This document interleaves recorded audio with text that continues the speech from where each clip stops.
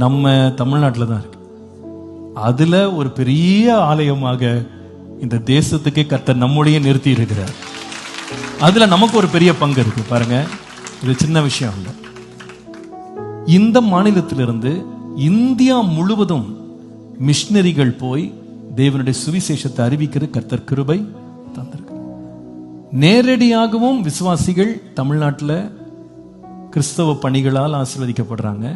தேவனை அறியாத எத்தனையோ பேர் இந்த மாநிலத்தில் உள்ள ஹாஸ்பிட்டல்ஸ், ஸ்கூல்ஸ், ஹோம்ஸ், எத்தனையோ பொது சேவைகளால கிறிஸ்தவம் இந்த மாநிலத்துக்கு ஒரு ஆசீர்வாதமாக மாறி இருக்கு. அதுல ரொம்ப முக்கியமானது என்னன்னா, இந்த மாநிலத்தில் இப்படிப்பட்ட தேவனுடைய பணிகள் நடப்பதற்கு ஒரு திறந்த வாசலை கர்த்தர் கிருபையா தந்திருக்கிறார். இந்த தேர்தல் இந்த வாசல் தொடர்ந்து திறந்தே இருக்கணும். நம்ம ஜெபிக்கணும்.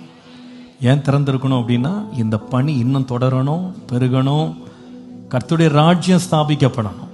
ஹல்லேலூயா. அதுதான் நம்ம நோக்கம். மற்றதெல்லாம் ரெண்டாவது, பொருளாதாரம் அதெல்லாம் மற்றவங்க பேசுவாங்க. நமக்கு தேவ ராஜ்யம் இந்த தேசத்துல ஸ்தாபிக்கப்படுறோம். அந்தியோகியா பட்டணம் போல சென்னை இருக்கு. ஆண்டவர் கிருபையா இந்த மாநிலத்தை விசேஷம் ஆசீர்வதித்து பல லட்சக்கணக்கான ஆத்துமாக்களை, ஆயிரமான ஊழியர்களை எழுப்பி இந்த மாநிலத்துக்கும் தேசத்துக்கும் தேவன் ஆசீர்வாதமா மாற்றி கொண்டிருக்கிறார். இதுக்கு இந்த எலெக்ஷன்லயும் ஒரு பங்கு இருக்குன்றதை மறந்துடாதீங்க. ஒரு பக்கம் நாம ஊழியங்கள் விஸ்தாரமாகிறதும் தேவனுடைய ராஜ்யம் கட்டப்படுறதும் மகிழ்ச்சியா இருந்தாலும், இது அழியணும், நிக்கணும், ஒழியணும்னு ஒரு திட்டமும் சதியும் எழும்பி கொண்டிருக்கிறதுன்றதை மறந்துடாதீங்க. இந்த எலெக்ஷன்ல தேவனுடைய நாமம் மகிமைப்பட்டு கர்த்தருடைய கரம் ஓங்கி நிக்கணும். விசுவாசிகளுக்கு நான் அன்பா சொல்லுவேன், எந்த கட்சிக்கு ஃபர்ஸ்ட் ஓட்டு போடணும் அது என்கிட்ட கேட்காதீங்க. ஆனா ஒரே ஒரு வார்த்தை மட்டும் சொல்லுவேன், உணர்ச்சி வசப்பட்டு எதையும் அமுத்திடாதீங்க, உணர்ந்து செய்யுங்க. ஞானமும் ஆலோசனை இருக்கணும். நாம எடுக்கிற தீர்மானம் தேவ ராஜ்யத்துக்கு விரோதமா இருக்கக்கூடாது. அதுல நிதானமா உணர்ந்து உங்களுடைய உரிமையை நீங்க பயன்படுத்தணும். உணர்ச்சி வசப்படாதீங்க.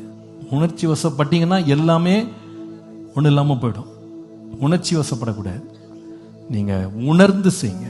இதனுடைய முடிவு என்ன அப்படின்னு யோசிக்கணும். கர்த்தர் ஞானத்தை நமக்கும் தரணும், சுற்றி இருக்கிற ஜனங்களுக்கும் தரணும். தேவன் நியமித்தவர்களை தேவன் ஏற்படுத்தி இந்த தேசம் சமாதானமா தொடரணும். தொடர்ந்து தேவ ராஜ்யத்திற்கு பங்கம் விளைவிக்கிற எந்த ஒரு சட்டமோ செயலோ இந்த பகுதிக்குள்ளே வரக்கூடாது. அதுக்கு நம்ம ஜெபிக்கும் போது கர்த்தர் எல்லைகளை பாதுகாப்பார்.